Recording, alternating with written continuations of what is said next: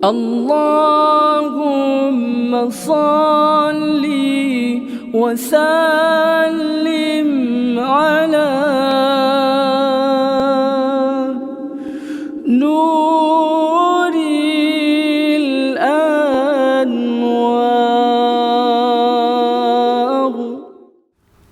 Bismillahirrahmanirrahim. Alhamdulillahirabbil alamin wassalatu wassalamu ala asyrafil anbiya'i wal mursalin sayyidina Muhammad wa ala alihi wa sahbihi ajma'in. Assalamualaikum warahmatullahi wabarakatuh. Alhamdulillah, kita panjatkan kesyukuran kepada Allah SWT atas pulang sekali lagi untuk terus meningkatkan ketakwaan kepada Allah SWT. Dan salah satu untuk meningkatkan ketakwaan adalah mewujudkan sifat redha kepada Allah Subhanahu wa taala, sifat redha kepada Islam dan sifat redha kepada Nabi Muhammad sallallahu alaihi wasallam. Kenapa saya ingin tekankan mengenai redha? Kerana kita dalam keadaan yang telah diberikan ujian oleh Allah Subhanahu wa taala. Ujian yang di mana seharusnya untuk meningkatkan keimanan dan ketakwaan kita.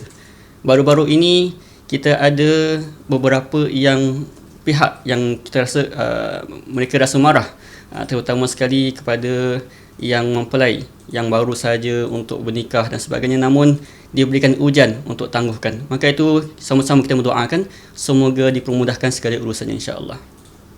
Sifat redha secara hakikatnya maknanya adalah redha merasakan kesenangan atau ketenangan dalam diri kepada qada Allah Subhanahu wa taala. Sifat kesenangan dan ketenangan dalam segala apa yang dirancangkan oleh Allah Subhanahu wa taala. Dan Imam Ibn Athaillah As-Sakandari ada berkata bahawa redha dalam hati iaitu keyakinan atas pilihan ataupun perancangan Allah Subhanahu wa taala dengan meninggalkan sifat kemarahan. Nah, dapat lihat bahawa satu punca ataupun satu perkara yang merosakkan sifat redha adalah sifat kemarahan, yang di mana merasakan sangka buruk, merasakan kita kata negatif kepada perkara yang sedang terjadi itu. Maka itu seharusnya apabila kita merasakan redha, maka kita redha dengan dalam keadaan hati yang penuh keyakinan, penuh keimanan dan penuh ketakwaan kepada Allah Subhanahu wa taala. Kenapa saya kaitkan redha dengan takwa? Kerana Rasulullah sallallahu alaihi wasallam ada bersabda, ittaqil maharim takun a'badan nas warda bima qasamallahu laka takun aghnan nas. Yang bermaksud bertakwalah terhadap perkara-perkara haram, atau iaitu menjauhkan daripada perkara-perkara haram. Nescaya engkau menjadi manusia paling beribadah. Redalah dengan apa yang ditentukan Allah kepada engkau, nescaya engkau menjadi manusia paling kaya. Hadis riwayat Imam Tirmizi. Jadi nak menjadi orang kaya, maka itu tingkatkan atau mewujudkan sifat redha dengan sebenar-benarnya.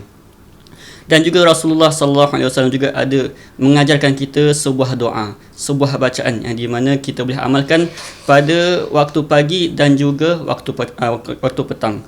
Rasulullah sallallahu alaihi wasallam mengajarkan kita untuk membaca raditu billahi rabba wa bil islami dina wa bi Muhammadin sallallahu alaihi wasallam rasula.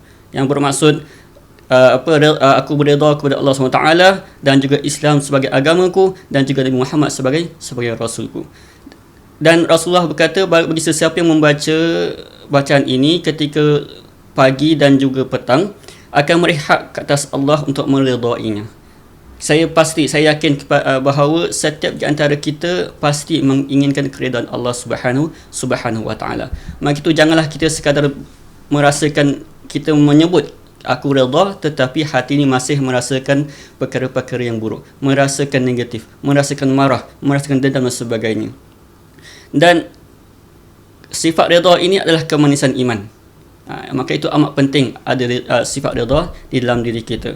Dan redha mengajarkan kita dalam mengingat Allah Subhanahu wa taala, dan pada yang sama untuk mengelakkan daripada sifat kesempitan. Firman Allah Subhanahu wa taala dalam surah Taha ayat 124, ba'da'udzu billahi minasyaitonir rajim, wa man a'rada 'an dzikri fa inna lahu ma'isyatan dhankan wa nahsyuruhu yaumal qiyamati a'ma. Yang bermaksud, dan sesiapa yang berpaling ingkar dari ingatan dan petunjukku, maka sesungguhnya adalah baginya kehidupan yang sempit dan kami akan himpunkan dia pada hari kiamat dalam keadaan buta. Maka itu sifat redha ini sangat penting dalam diri kita. Kerana kita beriman kepada qada qadar, kita beriman kepada Allah Subhanahu Wa Taala, kita beriman kepada Rasulullah sallallahu alaihi wasallam. Maka itu apa yang terjadi sekarang ini, kita terus meningkatkan ketakwaan kita, meningkatkan kesabaran kita, menguatkan kesabaran kita agar dipermudahkan segala urusannya. Allah sebaik-baik perancang. Allah tahu apa yang terbaik untuk kita. Janganlah kita merasakan perkara ini terjadi disebabkan perkara inilah kita kita semakin jauh daripada Allah Subhanahu taala. Na'udzubillah min zalik. Itulah kehendak syaitan. Maka itu kita dah dekat dengan bulan Ramadan, bulan yang suci. Inilah peluang kita untuk mensucikan diri kita untuk berjumpa dengan bulan yang suci. InsyaAllah saya doakan kepada semua, semoga dipermudahkan segala urusan dan diberikan kesihatan dan keafiatan, dan saya doakan kepada semua semoga terus diberkati Allah Subhanahu Wa Taala, tanamkan kerinduan kepada masjid yang kita sekian lama tak berjumpa. Semoga perkara ini tidak berlanjutan ataupun di waktu yang panjang. Semoga semakin bertambah kerinduan kita, semakin dekat kepada Allah Subhanahu Wa Taala insya-Allah.